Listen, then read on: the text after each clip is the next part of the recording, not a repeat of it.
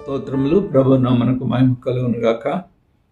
దేవుని మహాకృపలో దేవుడు మనల్ని ప్రేమించి మరి యొక్క నూతన దినమును బహుమానంగా దేవుడు అనుగ్రహించి ఉదయకాల సమయమున వేకప్ విత్ గాడ్ ఈ డివోషన్లో పాల్గొంటున్న ప్రతి ఒక్కొక్కరికి ప్రభు అయిన యేసుక్రీస్తు నామములో శుభములు తెలియజేస్తూ గత వారంలో మనము దేవుని యొక్క వాక్యము నుండి సామెతల గ్రంథము 6వ అధ్యాయము 16 నుండి 19వ వచనములో ఉన్న విషయాలు ధ్యానిస్తున్నాము. యెహోవాకు అసహ్యమైనవి మరి 6 కలవు, 7 ఆయనకి హేయములు.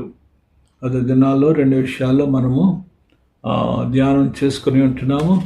మొదటిగా మనము అహంకార దృష్టి, ఏ ప్రౌడ్ లుక్. రెండవదిగా కలలాడు నాలుక, ఏ లయింగ్ టంగ్. ఈ దినాన్న మూడవది నిరపరాధులను చంపు చేతులు, hands that shed innocent blood. యెషయా గ్రంథము 59వ అధ్యాయం 7వ వచనంలో వారి కాళ్ళు పాపము చేయ పరుగులెత్తును, నిరపరాధులను చంపుటకు అవి త్వరపడును.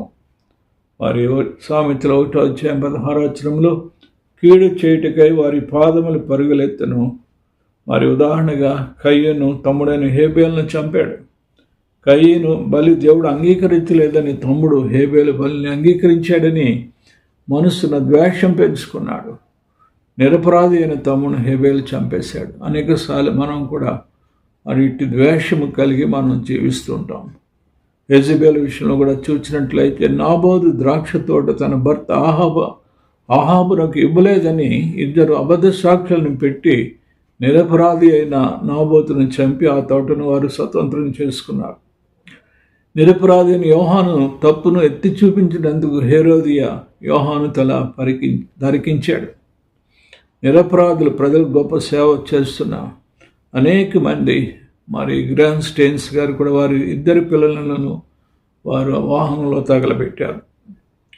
నిరపరాధులను చంపేవారంటే ప్రభువునకు ఎంతో అసహ్యము, హేయమని గ్రహించాలి.